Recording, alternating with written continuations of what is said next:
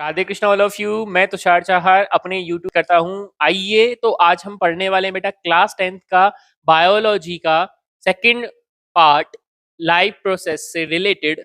अब हम पढ़ने वाले हैं बेटा हेटरोट्रॉपिक न्यूट्रिशन। इससे पहले मैंने ऑटोट्रॉपिक न्यूट्रिशन के बारे में बताया था। अच्छा बेटा, लास्ट तक वीडियो देखना, आज कुछ नया चीज बताऊंगा, मजा आ जाएगा एकदम।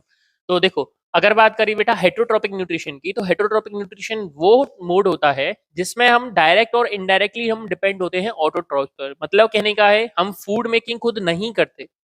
साफ साफ शब्दों में कहा जाए तो हम ऑटोट्रॉप, जैसे प्लांट्स हो गए, इनसे हम अपना न्यूट्रिशन लेते हैं। वो हमें उस चीज को हम कह सकते हैं कि हेटरोट्रॉप न्यूट्रिशन। अगर बात करूं बेटा हेटरोट्रॉपिक न्यूट्रिशन की, तो हेटरोट्रॉपिक न्यूट्रिशन के भी सब टाइप्स होते हैं जिन्हें हम तीन नामों से पुकारते हैं बेटा। पेन का कलर चेंज, ठीक है। तो हम उन्हें तीन नामों से बोलते हैं बेटा। एक होता है होलोजोइक, और एक होता है सेप्रोफेटिक, और एक होता है पैरासिटिक। बेसिकली अगर बात करी जाए बेटा, तो heterotrophic nutrition is a nutrition which the food is taken in.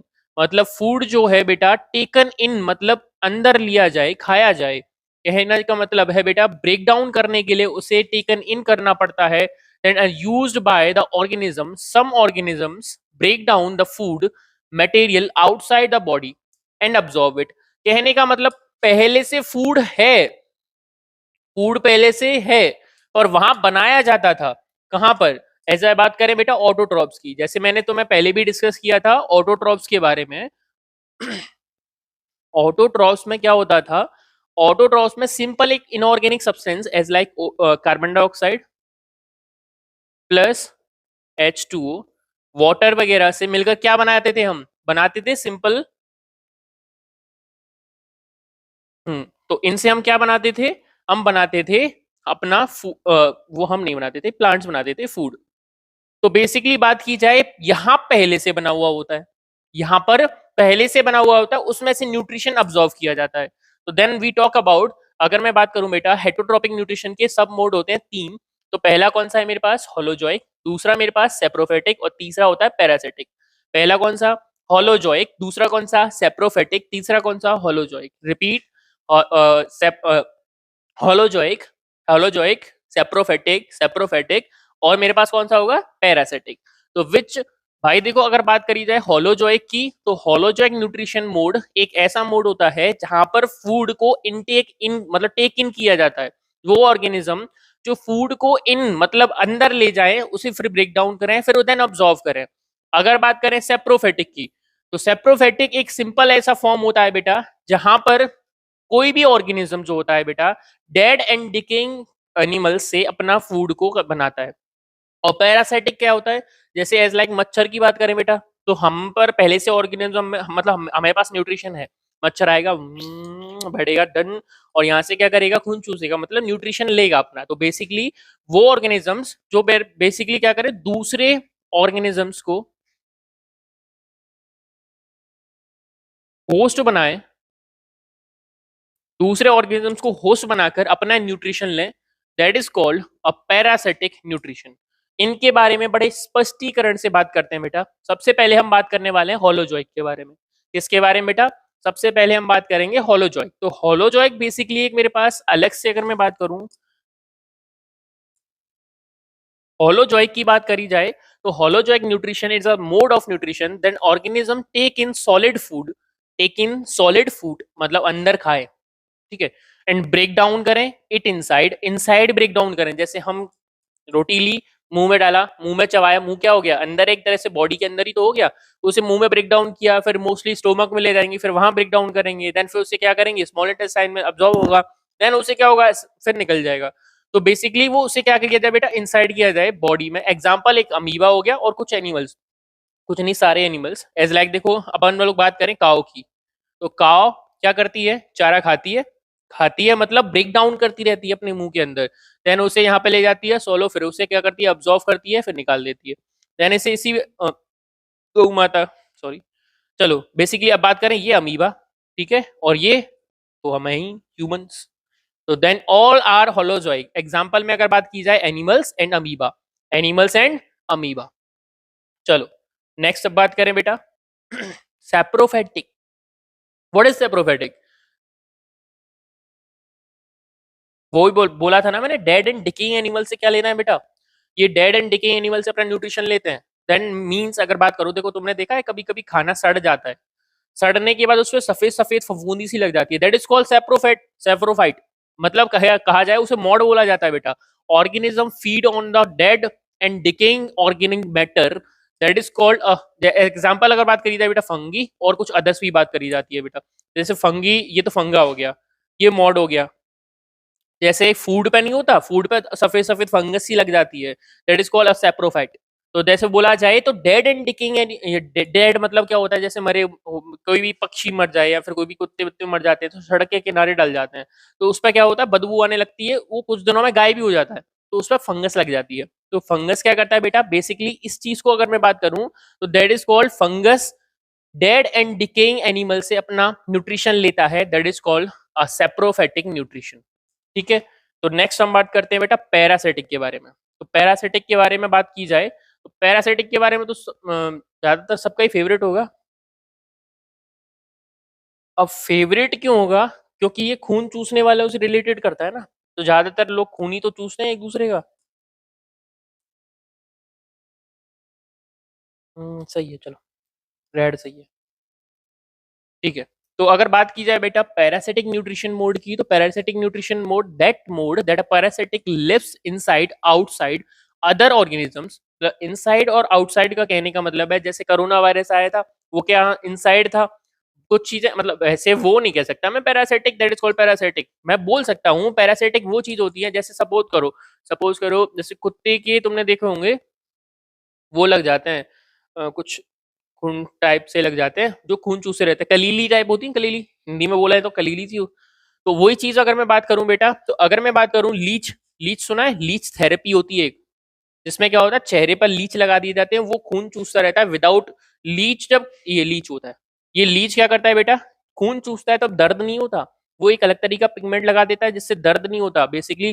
जब ये खून चूसता है तो दर्द नहीं होता, पर ये खून चूसता है। मच्छर, और कौन कह सकता है मच्छर काटता है तब दर्द नहीं होता? मच्छर के काटने से तो इंसान कुछ नहीं, बस थोड़ा सा ही दर्द होता है। बताओ, अपने खून को मार देते हो। अच्छा ठीक है। नेक्स्ट अगर बात करें बेटा तो कैस्कोटा, कैस्कोटा दैट इज कॉल्ड कैस्कोटा। अगर बात करें Ascaris, that is called Ascaris. ये सारे क्या होते हैं, अच्छा ये तो अंदर होस्ट के अंदर होस्ट बना लेता है, तो that is called parasitic nutrition. मतलब किसी और ऑर्गेनिजम्स को होस्ट बनाकर अपना न्यूट्रिशन लिया जाए, that is called a parasitic nutrition. तो बेसिकली अगर बात करें तो ये होते हैं मेरे पास पैरासिटिक न्यूट्रिशन। अब बात बेटा, अब आती है हमारी मेन बात, जो मेन टॉपिक है हमारा, होलोजोइक। अब होलोजोइक के बारे में मैं पूरा अच्छे से स्टडी करना है, क्योंकि होलोजोइक में हम भी आते हैं और कुछ ऑर्गेनिज्म भी आते हैं। तो होलोजोइक न्यूट्रिशन इन अमीबा की बात करें तो दैट इज कॉल्ड होलोजोइक। कैसा होता है होलोजोइक?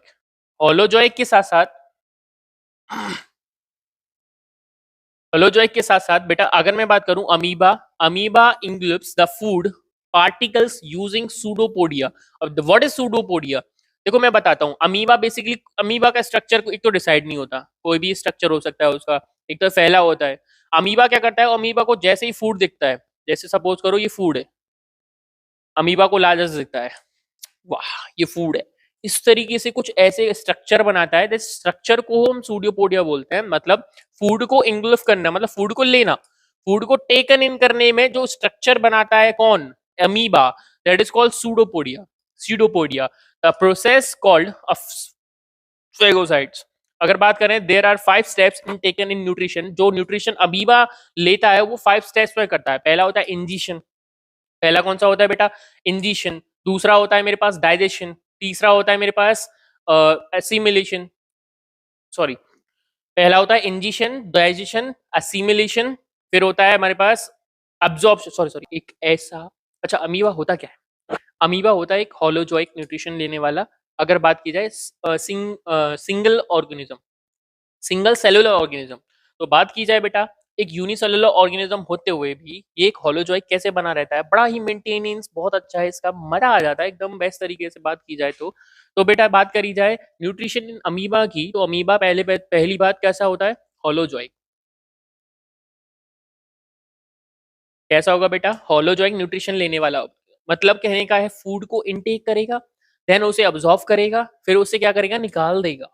तो बेसिकली अगर बात की जाए बेटा तो इसके 5 प्रोसेस होते हैं। पहला होता है इंजीशन, दूसरा होता है डाइजेशन, तीसरा होता है एब्जॉर्प्शन, चौथा असिमिलेशन और पांचवा होता है इंजीशन इजिशन। तो बात की जाए बेटा, इजिशन जो टॉपिक होता है वो होता है निकालना, और इंजीशन होता है वो लेना। इंजीशन और इजिशन दो टॉपिक्स में डिवाइड होना, मतलब कंफ्यूज मत होना। इंजीशन जाना, इंजेक्ट होना, और इजिशन निकलना। तो बात की जाए बेटा अमीबा की, तो अमीबा क्या करता है बेटा, फूड को, पार्टिकल्स को जैसे देखता है वैसे ही एक जैसे हम देखो खाना खाते हैं तो कैसे करते हैं, जैसे ही फूड दिखा पकड़ लिया, खा जाओ बेटा। तो इसी तरीके से जैसे हम पोस्चर बनाते हैं, इसी तरीके से अमीबा एक पोस्चर बनाता है। जैसे उसे फूड दिखा तो पोस्चर बना लेगा। वो पोस्चर जैसे बनाता है, उस पोस्चर को हम बोलते हैं सूडोपोडिया। सीडोपोडिया क्या बोलते हैं बेटा, सूडोपोडिया। अब उस प्रोसेस को हम बोलते हैं फेगोसाइट, फेगोसाइटोसिस। क्या बोलते हैं बेटा, फेगोसाइटोसिस। That is called. अब मैं बात करूं बेटा तो मैंने 5 स्टेप्स के बारे में बता ही दिया। जो अमीबा 5 स्टेप्स ले 5, अगर बात की जाए अमीबा को जो न्यूट्रिशन लेने के स्टेप्स हैं वो 5 होते हैं, 5 स्टेप्स होते हैं। तो there are 5 steps of taking nutrition by amoeba. First होगा बेटा इंजीशन, दूसरा डाइजेशन, तीसरा एब्जॉर्प्शन, चौथा असिमिलेशन, पांचवा इजिशन। अच्छा मेरे पास मेरे साथ दोहराओ, पहला कौन सा होगा, पहला कौन सा होगा, इंजीशन, दूसरा डाइजेशन, तीसरा एब्जॉर्प्शन मतलब एब्जॉर्ब करना, चौथा असिमिलेशन, पांचवा पांचवा इजिशन। तो मेरे पास देयर आर 5 स्टेप्स। अगर वाली बात की जाए बेटा तो पहला इंजीशन, डाइजेशन, एब्जॉर्प्शन, असिमिलेशन एंड इजिशन। अच्छा देखो ऐसे करके अमीबा इस तरीके से फैला हुआ है, ये निकम्मा। इसे जैसे ही फूड दिखा इसने क्या बनाया, पोस्चर बनाया, पोस्चर बनाया खाने के लिए, that is called a pseudopodia. ठीक है। अब उसने क्या करा, जैसे ही वो अंदर लेता है बेटा तो वो अब अंदर क्या होता है, एक फूड वैक्यूल क्रिएट कर लेता है। तो ये मेरे पास हो गया फूड वैक्यूल, ये हो गया फूड। बात की जाए मेरे पास, ये हो गया मेरे पास फूड, ये मेरे पास क्या हो गया, फूड। सॉरी सॉरी ये नहीं, अमीबा ने क्रिएट किया, ये बनाया फूड वैक्यूल, और ये मेरे पास है फूड। यहां पर करेगा इसे डाइजेशन। क्या करेगा बेटा, डाइजेशन। डाइजेस्ट करने के बाद फिर उसका यहां से नहीं, यहाँ ये वाला, फिर यहाँ आता है टॉपिक अब्जॉर्प्शन का। इसको सेपरेट करेगा, फूड को सेपरेट करेगा, इसमें से क्या करेगा, जितना भी न्यूट्रिशन होगा यहाँ ले लेगा। फिर इसमें एसिमिलेशन होगा, फिर एसिमिलेशन के बाद क्या करेगा, जैसे ही इसका न्यूट्रिशन खत्म, देन इसे क्या कर देगा, बाहर निकाल देगा फूड को। तो फूड को बाहर निकाल दिया। अच्छा फूड को इंटेक करने वाली पोजीशन क्या होती है, सूडोपोडिया। इस प्रोसेस को क्या बोलते हैं, फेगोसाइट्स। समझ में आया बेटा। अगर इसमें कोई भी चीज में डाउट हो एंड कमेंट, फिर बताते हैं बेटा। अच्छा देखो इसे अच्छे से शो कराऊं तो that is called a pseudopodia. इस तरीके से शो, इस तरीके से बनाता है स्यूडोपोडिया, अमीबा बनाता है, मैं नहीं बनाता निकम में। चलो नेक्स्ट बात की जाए बेटा, nutrition in human, a most important topic. Important topic क्यों, पहले अपने बारे में ही जान लेते हैं कि कैसे हम कैसे लेते हैं न्यूट्रिशन, कैसे नहीं लेते। अरे सर हमें तो पता है हम न्यूट्रिशन कैसे लेते हैं। कैसे लेते हो, रोटी खाते हैं उससे हमें ताकत मिलती है। तो बेटा रोटी खाने से हमें ताकत मिलती कैसे है वो टॉपिक समझेंगे। अब न्यूट्रिशन इन ह्यूमंस की बात की जाए बेटा तो the humans have digestive system, और digestive system comprises of alimentary canal. अगर मैं बात करूं बेटा तो हमारा डाइजेस्टिव सिस्टम स्टार्ट होता है माउथ से। कहां से स्टार्ट होता है बेटा, माउथ से। कहां से स्टार्ट होगा, माउथ से। माउथ से स्टार्ट होके एनस पे खत्म होता है बेटा। बात की जाए तो इसको एक हम दूसरे नाम से भी जानते हैं, एक नाम होता है एलिमेंट्री कैनल। क्या नाम होता है बेटा, alimentary canal. Alimentary canal also they are associated with digestive glands. अब उसमें कुछ ग्लैंड्स भी होती हैं, उन ग्लैंड्स के बारे में हम डिस्कस करेंगे इसी अंदर, चैप्टर के अंदर। ठीक है, चैप्टर के अंदर there are 5 stages of human nutrition also. हमारे अब बात करें बेटा, हर एक होलोजोइक न्यूट्रिशन मोड में, ऑर्गेनिज्म में ये सारी स्टेजेस होती हैं। पहला कौन सा स्टेजेस हो गया बेटा, फूड को लेना, इंजीशन, दूसरा डाइजेशन, तीसरा एब्जॉर्प्शन, चौथा एसिमिलेशन, पांचवा मेरे पास क्या होगा, इजिशन। सॉरी,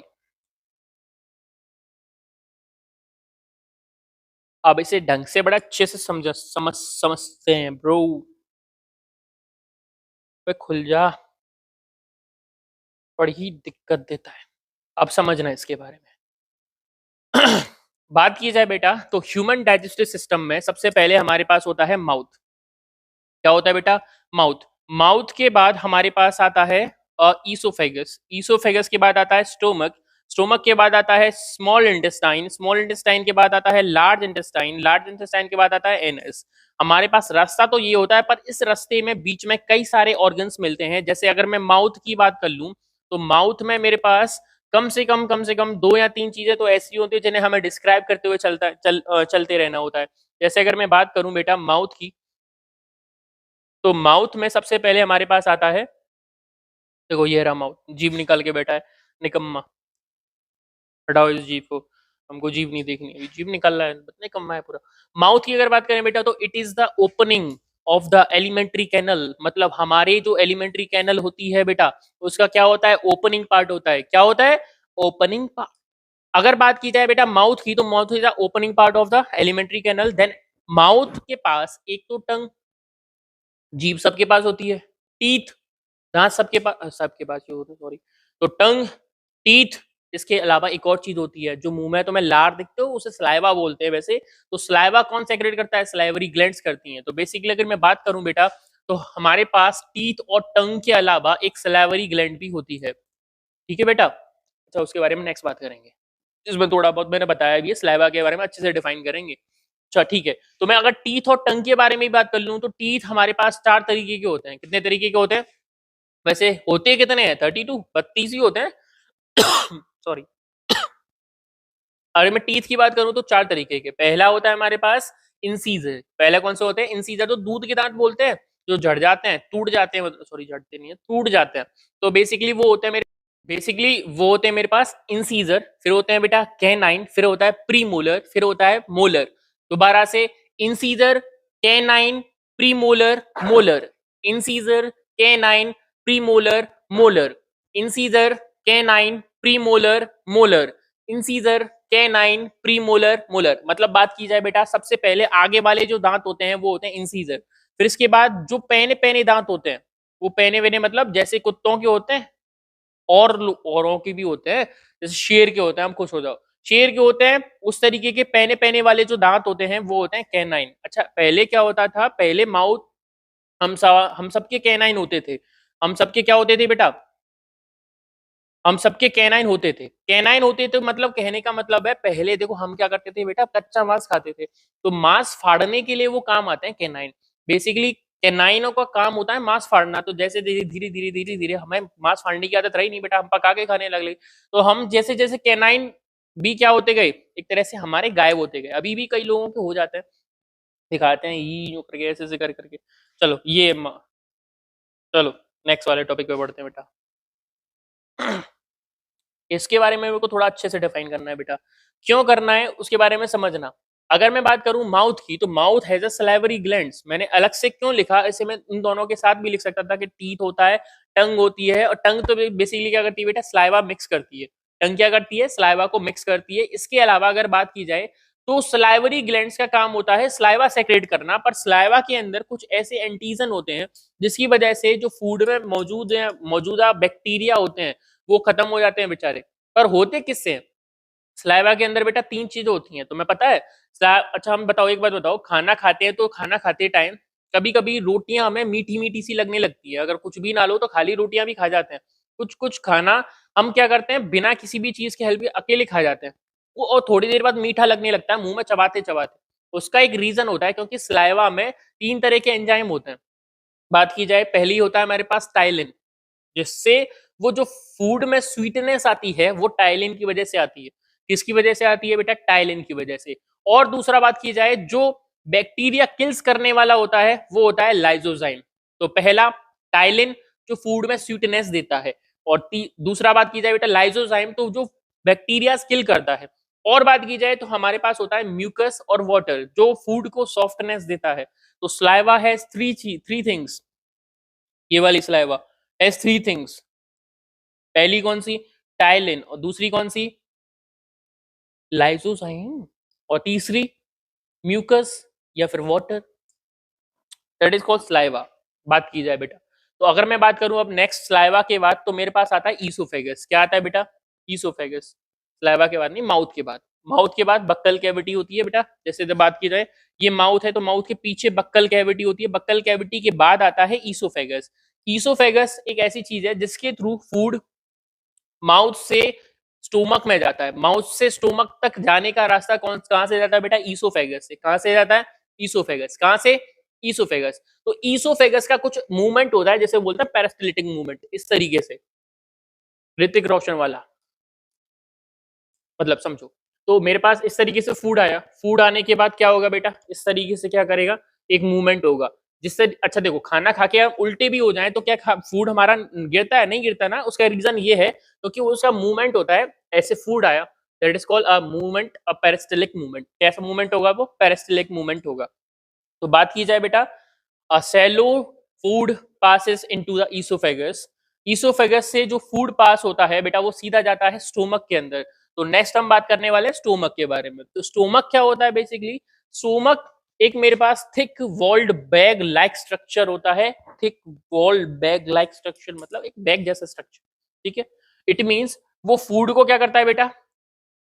रिसीव करता है। कहां से? ईसोफेगस से। मैंने बताया माउथ से स्टोमक तक कौन पहुंचाएगा? ईसोफेगस पहुंचाएगा। अब ईसोफेगस क्या करता है बेटा? It has thick walled a bag like structure. It received food from oesophagus at one end to open end to the small intestine. मतलब कहने का ये है, ये भी रखता नहीं है पर इसका बहुत काम होता है। स्टोमक देखो, बेसिकली हम स्टोमक समझते हैं यहाँ, देखो इधर यहाँ, पर होता कहां पर है?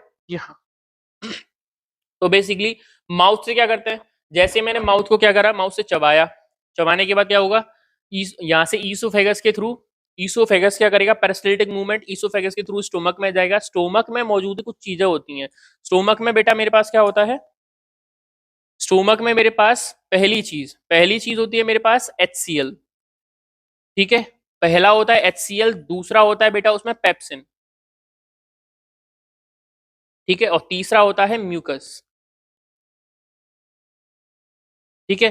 पहला कौन सा होगा? HCl, दूसरा कौन सा होगा बेटा? पेप्सिन, तीसरा होता है म्यूकस। इसमें हाइड्रोक्लोरिक एसिड जो होता है बेटा, इसे गैस्ट्रिक जूस बोला जाता है। इन तीनों को क्या बोला जाता है? Gastric juice. क्या बोला जाएगा बेटा? Gastric juice. तो बेसिकली अगर बात करें गैस्ट्रिक जूस का वर्क क्या होता है? हाइड्रोक्लोरिक एसिड का वर्क होता है फूड को एसिडिक बनाना। क्या बनाना बेटा? फूड को एसिडिक देन और सॉफ्ट करना। फिर उसके बाद होता है पेप्सिन। क्या होता है बेटा? पेप्सिन। पेप्सिन क्या करता है? उस फूड में प्रोटीन जो होगी उसे अलग करेगा, ठीक है, पेप्टोन्स वगैरह में। और उसके बाद होता है म्यूकस। बेसिकली म्यूकस सबसे ज्यादा इंपॉर्टेंट चीज है क्योंकि म्यूकस क्या होता है बेटा? स्टोमक में इस तरीके से एम्बेडेड होता है, वो HCl से स्टोमक को बचाता है, सेव करता है। तो एक तरह से सेवियर का काम करता है म्यूकस। अगर ये हट जाए बेटा तो HCl, हाइड्रोक्लोरिक एसिड, एक अच्छा एसिड होता है जो हमारे स्टोमक को जलाने के लिए काफी है। अच्छा, कभी कभी क्या होता है, तुमने देखा होगा यहाँ गरम गरम सा फील हो जाता है, that is called acidity. Acidity होती है तो एसिड को हटाने के लिए हम क्या पीते हैं बेटा? कभी कभी कोल्ड ड्रिंक्स वगैरह पी लेते हैं, तो वो नुकसान, कोई फायदा नहीं है। पियो तो इनो। इनो क्या होता है? इनो बेसिकली एक बेस होता है। क्या होता है? बेस। जब एसिड प्लस बेस मिलता है तो बनता है वाटर प्लस सॉल्ट। तो बेसिकली बात की जाए बेटा तो एसिड तो हमारे बॉडी में HCl है, और हम पता है इनो में क्या पीते हैं? MgOH का होल ट्वाइस, मान लो, क्योंकि ये बेस ही होता है। जब इन दोनों को मिलाएंगे तो क्या बनेगा? MgCl2, salt plus H2O। तो हम इनो जो पीते हैं वो इफेक्टिव होता है किसके लिए बेटा? एसिडिटी के लिए, और किसी भी चीज के लिए इफेक्टिव नहीं होता। तो एसिडिटी में हम क्या पीना चाहिए? Eno. Don't drink cold drinks. Cold drinks बेकार ये नहीं कह सकता, कहीं हमें क्या कौन सा ड्राई पढ़ी तो रहे हैं। तो कोल्ड ड्रिंक्स कहने का मतलब है जो जितनी भी सारी सॉफ्ट ड्रिंक्स होती हैं वो बेकार ही होती हैं, उसमें कई सारे केमिकल्स प्लस कार्बोनेटेड वाटर होता है, उसमें और ज्यादा कुछ है नहीं। और शुगर, शुगर प्लस शुगर, क्या फायदा है उसे पीने का? वैसे पीते तो हम भी हैं कभी कभी, एट अ मोमेंट, एक महीने में एक बार, पर डेली पीना एक तरह से हानिकारक है बेटा, ठीक है। तो oesophagus is a one side opener, ये तो पता चल गया। पर सॉरी, स्टोमक जो होता है बेटा, स्टोमक किस में खुलेगा? स्मॉल इंटेस्टाइन में खुलेगा। किस में खुलेगा? स्मॉल इंटेस्टाइन में। पर उससे पहले इसे दो ग्लैंड्स और मिलेंगी, जिनकी बात करें बेटा, एक होता है बेटा पेनक्रियाज, जिसे पेनक्रियाटिक ग्लैंड भी बोलेंगे। तो वो सेक्रेट करती है पेनक्रियाटिक जूस। क्या सेक्रेट करती है बेटा? Pancreatic juice. समझाता हूं, चलो नीचे चलो। चलो यहां से बेटा ईसोफेगस, ईसोफेगस के थ्रू क्या है स्टोमक में, स्टोमक में जैसे ही बेटा क्या करता है फूड जाता है तो यहाँ पर एक और एक ग्लैंड होती है जो लीफ पत्ती के आकार की होती है। ठीक है, लीव्स के आकार की या लीव्स के साइड की साइज की होती है, शेप की, सॉरी शेप की होती है। तो बेसिकली अगर बात की जाए बेटा तो पेनक्रियाज होता है, वो पेनक्रियाज क्या करता है पेनक्रियाटिक जूस सेक्रेट करता है। और पेनक्रियाटिक जूस वैसे तीन तरीके के होते हैं, दो पढ़ लो, तीसरा मैं बताता हूं। देखो ये होता है पेनक्रियाज, एक पत्ती के जैसे शेप का, ये पेनक्रियाज होता है। तो देयर आर टू एंजाइम्स, तीसरा मैं बताता हूं। दो कोर्स में बेटा, तो एक होता है ट्रिप्सिन, एक होता है लाइपेज और एक होता है अमाइलेज। ठीक है, तो पहला कौन सा होता है बेटा ट्रिप्सिन, दूसरा अमाइलेज, तीसरा लाइपेज।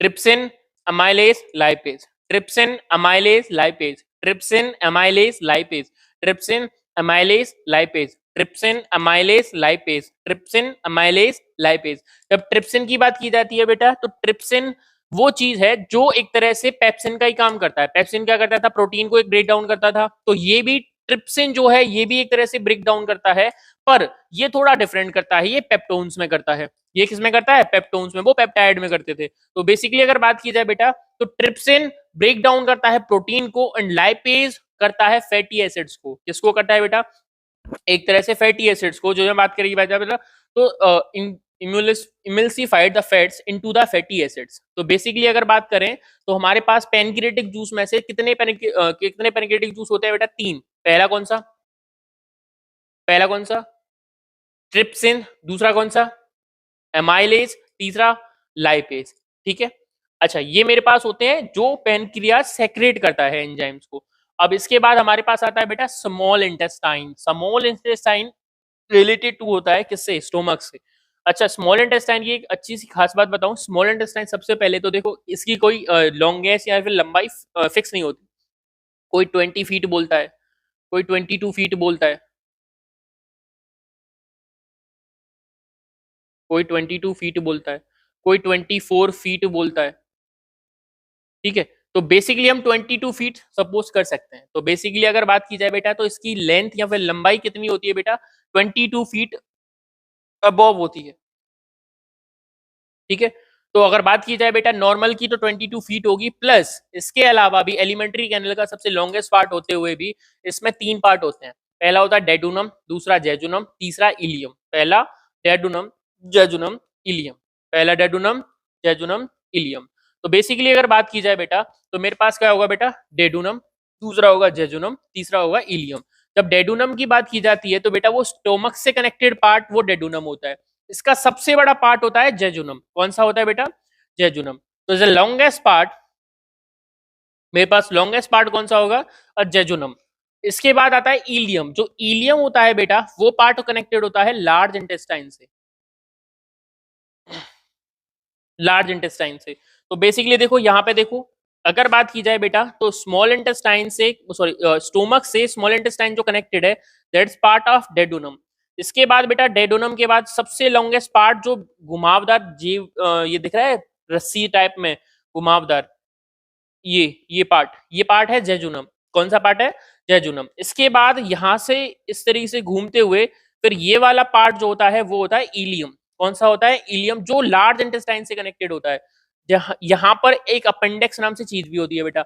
अब क्या होता है अपेंडिक्स वगैरह में, जैसे अपेंडिक्स का ऑपरेशन होता है, कभी कभी खाना फंस जाता है सड़ जाता है, तो अपेंडिक्स ऑपरेशन में अपेंडिक्स को काट दिया जाता है। बिकॉज ऑफ अपेंडिक्स का कोई वर्क नहीं होता। हमारी बॉडी में एक वेस्टेज अगर बोला जाए लार्ज इंटेस्टाइन से कनेक्टेड अपेंडिक्स ही होता है, उसका कोई वर्क नहीं है। तो बेसिकली बात की जाए तो मेरे पास यहाँ पे तीन पार्ट होंगे। पहला कौन सा होगा बेटा स्मॉल इंटेस्टाइन का, पहला डेडुनम, दूसरा होगा मेरे पास जेजुनम, तीसरा होगा मेरे पास इलियम। पहला डेडुनम, जेजुनम, इलियम। तो डेडुनम जो होता है वो एक स्टोमक से कनेक्टेड पार्ट, इसके बाद जेजुनम लॉन्गेस्ट पार्ट, फिर उसके बाद क्या होगा मेरे पास इलियम जो लार्ज इंटेस्टाइन से कनेक्टेड होगा। तो बात की जाए बेटा नेक्स्ट विली, क्या बोलते हैं बेटा विली होता है एक तरह से फिंगर लाइक स्ट्रक्चर जो होता है, ये घुमावदार structure that is called villi. इसके बाद बात करें लार्ज इंटेस्टाइन के बारे में, तो लार्ज इंटेस्टाइन में बेसिकली मैंने अभी बताया था स्मॉल इंटेस्टाइन का कौन सा वाला पार्ट, स्मॉल इंटेस्टाइन का कौन सा वाला पार्ट, स्मॉल इंटेस्टाइन का कौन सा वाला पार्ट यहाँ कनेक्टेड होता है? इलियम। तो इलियम जिसमें खुलता है वो मेरे पास लार्ज इंटेस्टाइन हो जाता है। Large intestine also has a 3 part, पर अब डिस्कस करने वाले हैं लार्ज इंटेस्टाइन के सिर्फ एक पार्ट के बारे में। पहले तो लार्ज इंटेस्टाइन सब ज्यादा बड़ा नहीं होता। लार्ज इंटेस्टाइन इसीलिए बोला जाता है क्योंकि इसका साइज बड़ा होता है। स्मॉल इंटेस्टाइन का लंबाई बड़ा होती है, तो स्मॉल इंटेस्टाइन लंबी बहुत होती है, पर लार्ज इंटेस्टाइन का साइज बड़ा होता है, इसी वजह से इसे लार्ज इंटेस्टाइन बोला जाता है। After the ilium the small intestine open in a large intestine. थोड़ा उल्टा किया, ठीक है। वो ओपन किस में होती है बेटा? लार्ज इंटेस्टाइन में होती है। तो लार्ज इंटेस्टाइन, अच्छा दूसरा स्मॉल इंटेस्टाइन के बारे में एक बात बताना भूल गया। स्मॉल इंटेस्टाइन अब्जॉर्व, जो सारा लास्ट अब्जॉर्प्शन होता है वो सारा स्मॉल इंटेस्टाइन में होता है। जितना भी अब्जॉर्प्शन होना है बेटा कहाँ होगा? स्मॉल इंटेस्टाइन में। उसके बाद लार्ज इंटेस्टाइन, लार्ज इंटेस्टाइन बेटा वाटर अब्जॉर्व करता है। क्या करता है? वाटर एब्जॉर्व करेगा। तो पहला वाटर अब्जॉर्व कौन करेगा? Large intestine. जैसे ही ये वाटर अब्जॉर्प्शन बंद करता है, समझ जाओ तुम्हारे लूज मोशन स्टार्ट होने वाले। तो basically large intestine water absorb करता है। इसके बाद बात की जाए बेटा तो होल में बॉडी के बारे में फिर से दोबारा रिवाइज कराऊंगा, समझना मेरी बात। तो हमने स्टार्ट कहां से करा था? माउथ से, ठीक है। इसके बाद लार्ज इंटेस्टाइन के बाद हमारे पास आता है एनस। एनस से पहले ये होता है रेक्टम। क्या होता है बेटा? लिखा हुआ है एनस से पहले क्या होता है? Rectum. Rectum is a storage part of the solid waste. जो सॉलिड वेस्ट इकट्ठा होता है ना, तो जो प्रेशराइज जो करने में हेल्प करता है वो रेक्टम होता है।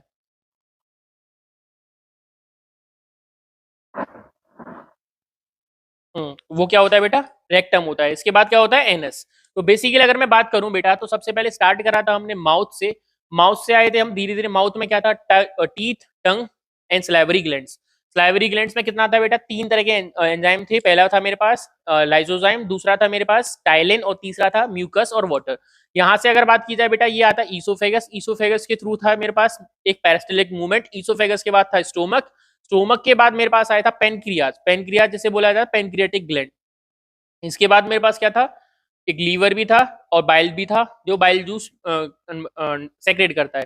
इसके बाद मेरे पास था स्मॉल इंटेस्टाइन। स्मॉल इंटेस्टाइन कितने पार्ट का था? 3 पार्ट का, duodenum, jejunum, ileum. Duodenum, jejunum, ileum. Small intestine के बाद मेरे पास था लार्ज इंटेस्टाइन। स्मॉल इंटेस्टाइन का इलियम पार्ट जो कहाँ खुलता है? लार्ज इंटेस्टाइन में खुलता है। यहाँ से एक अपेंडिक्स वाला पार्ट भी था, दैट इज कॉल्ड अपेंडिक्स। यहाँ से फिर लार्ज इंटेस्टाइन होता है। लार्ज इंटेस्टाइन के बाद बेटा रेक्टम, रेक्टम के बाद anus, that is called digestive system of human. तो बेसिकली हमने बेटा बात करी इन सारी चीजों की। तो हम नेक्स्ट वाले टॉपिक्स में और अच्छे से डिस्कस करेंगे।